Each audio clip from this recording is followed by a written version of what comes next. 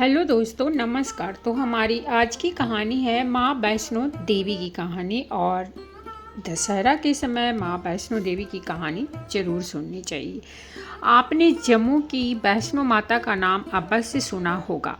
आज हम आपको इसी की कहानी सुनाने जा रहे हैं, जो बरसों से जम्मू कश्मीर में सुनी व सुनाई जाती है। कटरा के करीब हंसालो ग्राम में माता के परम भक्त श्रीधर रहते थे। उनके यहाँ कोई संतान न थी। इस कारण बहुत दुखी रहते थे। एक दिन उन्होंने नवरात्रि पूजन के लिए कुंवारी कन्याओं को बुलवाया। माँ वैष्णो कन्या के वेश में उन्हीं के बीच आ बैठी। अन्य कन्याएं तो चली गईं, किंतु माँ वैष्णो नहीं गईं। वह श्रीधर से बोली, सबको अपने घर भंडारे का निमंत्रण दे आओ। श्रीधर ने उस दिव्य कन्या की बात मान ली और आसपास के गांवों में भंडारे का संदेश पहुंचा दिया। लौटते समय गोरखनाथ व भैरवनाथ जी को भी उनके दोनों चेलों सहित न्योता दे दिया।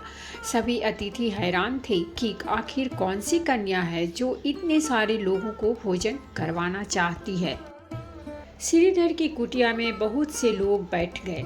दिव्य कन्या ने एक विचित्र पात्र से भोजन परोसना आरंभ किया। जब कन्या भैरवनाथ के पास पहुंची तो वह बोले, मुझे तो मांस व मदिरा चाहिए। ब्राह्मणों के भंडारों में यह सब नहीं मिलता। कन्या ने दृढ़ स्वर में उत्तर दिया। भैरवनाथ ने जीत पकड़ ली, किंतु माता उसकी चाल भांप गई थी। वह पवन का रूप धारण कर त्रिकूट पर्वत की ओर उड़ चली। भैरवनाथ ने उनका पीछा किया। माता के साथ उनका वीर लंगूर भी था।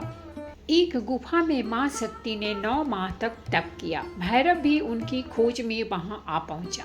एक साधु ने उनसे कहा, जिसे तू साधारण नारी समझता है वह तो महाशक्ति है। भैरव ने साधु की बात अनसुनी कर दी।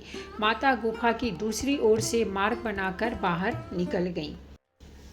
वह गुफा आज भी गर्भजून के नाम से जानी जाती है। देवी ने भैरव को लौटने की चेतावनी भी दी, किंतु वह नहीं माना।